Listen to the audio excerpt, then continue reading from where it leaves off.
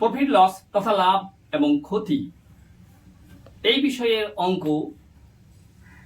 বেশ কিছু এর আগে আলোচনা হয়েছে।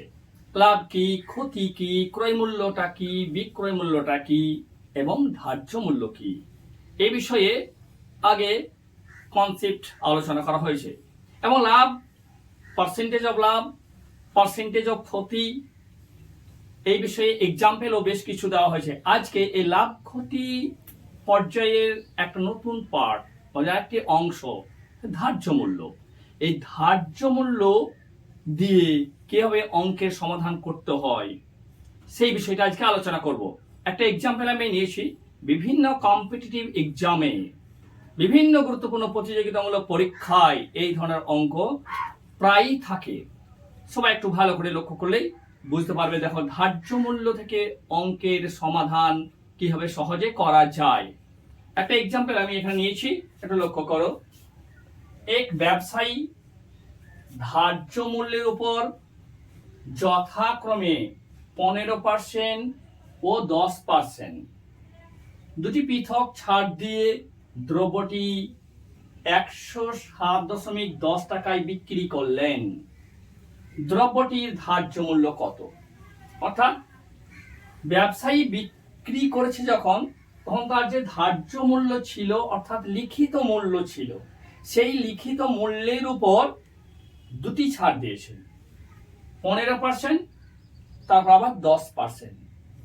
ঠিক আছে, ছাড় দিয়ে যখন দ্রব্যটা রিটেলারকে অর্থাৎ খদ্দেরকে বিক্রি করছে, তখন 107 টাকা 10 পয়সা দাম পাওয়া যাচ্ছে। তাহলে দ্রব্যটি ধার্য মূল্য অর্থাৎ লিখিত মূল্য কতটা ছিল সেটাই আমাকে বের করতে হবে। এখন যদি আমরা বিষয়টাকে সূত্রের সাহায্যে যাই, তাহলে মোট ছাড়টা সূত্রের সাহায্যে খুব সহজে বের করা যাবে।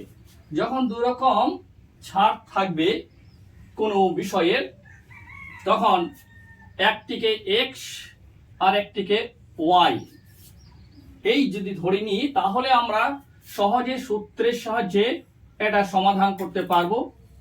x plus Y minus X into Y by 100%। এটা কিন্তু মোট ছাড়।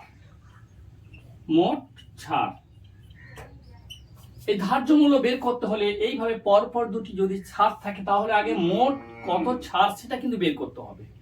আর একটা বিষয় মনে রাখতে হবে যে দুটি ছাড়ের মান কিন্তু আলাদা, একটা এক্স একটা ওয়াই। এখানে টোটাল ছাড়টা কিন্তু আমরা পেয়ে যাব পার্সেন্টেজ হিসেবে, অর্থাৎ শতকরা হিসাবেই কিন্তু ছাড়টা পাবো, যেহেতু শতকরা হিসাবেই ছাড়টা এখানে উল্লেখ করা আছে। তাহলে এখানে আমরা মান বসাই। এক্স ইকুয়াল টু আছে 15 প্লাস ওয়াই ইকুয়াল টু আছে 10। ওকে, মাইনাস এই দুটির গুণফল x into Y by 100%।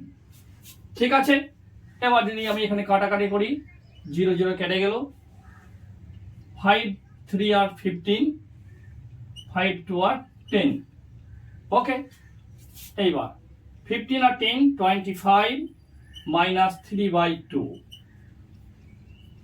Okay, 25 minus 150। Okay, equal to 23.50। এটা কিন্তু বেরোলো ছাড়, এটা কিন্তু পার্সেন্টেজ। ঠিক আছে, তাহলে মোট ছাড় পেয়ে গেলাম আমি 23.50%, অর্থাৎ 23 টাকা 50%। এখন 23.5% ছাড়ের বিক্রয় মূল্য, 23.5% ছাড়ের বিক্রয় মূল্য সমান ধার্য মূল্যের 100 মাইনাস 23.5% সমান 76.5%।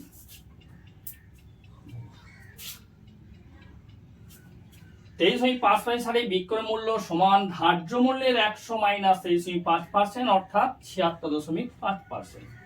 এখন এই 76.5%